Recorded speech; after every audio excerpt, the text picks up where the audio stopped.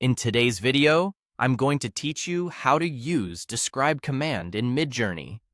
This feature is perfect when you find an image you love and want to understand how to recreate something similar. The Describe tool analyzes an image and returns a clear, prompt-style description you can reuse or learn from. I'll walk you through the process from start to finish and share a few tips to make it smooth and reliable. First, open your web browser and go to Google. In the search bar, type Midjourney and press Enter. This ensures you land on the official site without needing to remember the exact URL.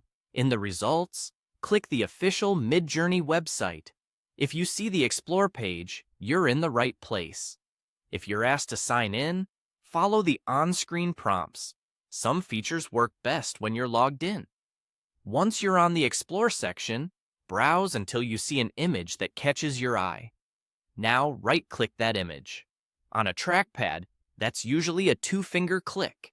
And on a touch device, a press and hold works similarly. In the menu that appears, look for the option labeled Describe Image and click it. If you don't see the option immediately, try right-clicking the thumbnail or the image card itself. Sometimes, it appears only when you click directly on the artwork area. After selecting Describe Image, go to Create. This is where Midjourney collects your Describe results, so everything is easy to review in one place. Give it a moment to process. Depending on the image and your connection, it may take a few seconds.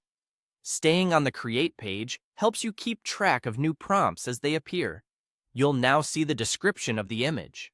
Midjourney typically returns a concise prompt that captures subjects, style, lighting, mood, and other visual cues.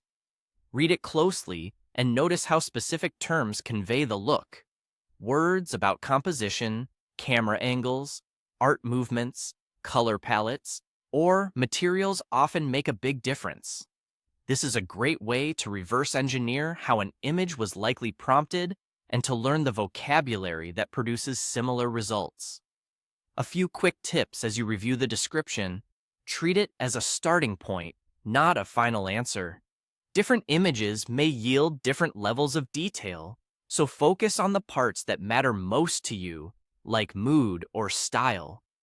Also, be mindful of usage rights and the original artist's intent. The goal is to learn and be inspired, not to copy someone's unique signature outright. And that's it. You've used Midjourney's Describe feature to turn an image into a clear, actionable prompt you can study and adapt.